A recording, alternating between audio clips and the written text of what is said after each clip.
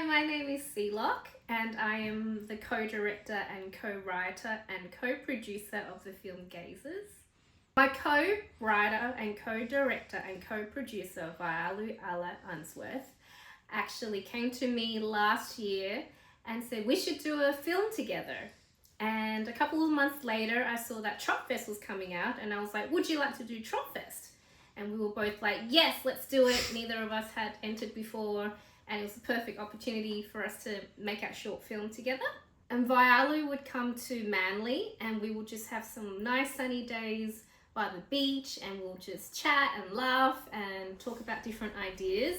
And we landed on talking about what dating was like in Sydney and our experiences. And it led to us talking about how, as women of colour, the kind of questions we would get about our origin and the kind of judgments we would get about our appearances and all the preconceptions that men would have of us. Over the years, I would tend to get people asking me what nationality I was, and they would try to guess if I was Japanese or Korean, depending on what was trending of the moment. And for Veialu, she is Papua New Guinean and had people asking her things like, oh, do you eat people there, and ridiculous things like that. So we wanted to include our experiences in that and how it's shaped us and influenced us and impacted us as women living in Sydney. So that is how the idea came about. We were always laughing and talking about crazy ideas, so the film was always going to have a humorous side to it. And I think we intuitively went that way because we knew the subject matter needed that lightheartedness for the message to come through. We took a couple of weeks coming up with the ideas, and the idea kept shifting and the storyline kept shifting even though the theme was there. And we finally landed on the term gazers, and oh, he could be a gazer, he could be a gazer. And we originally even had the idea of a musical right there from the start. And so we took a while to really get the idea down to what we wanted it to be. And we finalized the script about 2 weeks before Christmas. And then it was all systems go. We organized the shoot within a week. We found all of our actors, and we had to juggle the Christmas period to do our shoot days over Christmas and New Year's. So that was a crazy process. And so it was this one crazy week where I had to source all the props and create all the props. And luckily I have a very big wardrobe and I managed to come up with all the fantasy costumes for each of the women of colour. And that turned out very well.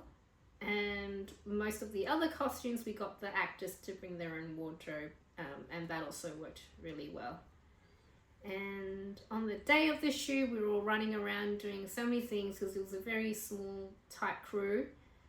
And Veialu had organised the camera, and we shot everything on an iPhone with a little lens and rig attached. So it was very mobile, but also obviously very cost effective. And we're very proud to have shot the whole entire film on a phone. Oh, and it was very fun when I was coming up with the choreography for our musical numbers. I had my partner, Brian Kanzaki, by my side as I taught him some of the moves so I could see how the formations were looking for our musical number that involved the three women. And I also did the sequence for the final number for me and Ashley, which was a lot of fun. Because of the short turnaround, we did use AI in some moments of the film, which really helped. So for the musical numbers, Veialu and I wrote the lyrics to the song and the message and the story we really wanted to tell through the songs. And we used Suno AI to create the music for us. And it was hit and miss sometimes, and basically luck of the draw to kind of what you get. But luckily, Veialu was able to get one version that was absolutely on the mark, and it was amazing with male and female voices singing our finale song. So we used that in the end. And for the opening shot, I created that with Cling, And because I wanted to do a fly-through sequence through the sky into a beautiful Sydney Harbour shot, and obviously we didn't have the budget or drone permissions for that, but I was able to create that using some images and 3 different clips of AI, and then I pieced them back together in After Effects for a beautiful opening scene. I definitely feel like I've experienced what we would term the male gaze since I was very young, even walking home from school in my school uniform or catching the train by myself. And I've had bad experiences where I had strange men come and sit and masturbate next to me. There's none of my own agency or consent with the way they are taking and extracting from my body and my body image from when they look at me.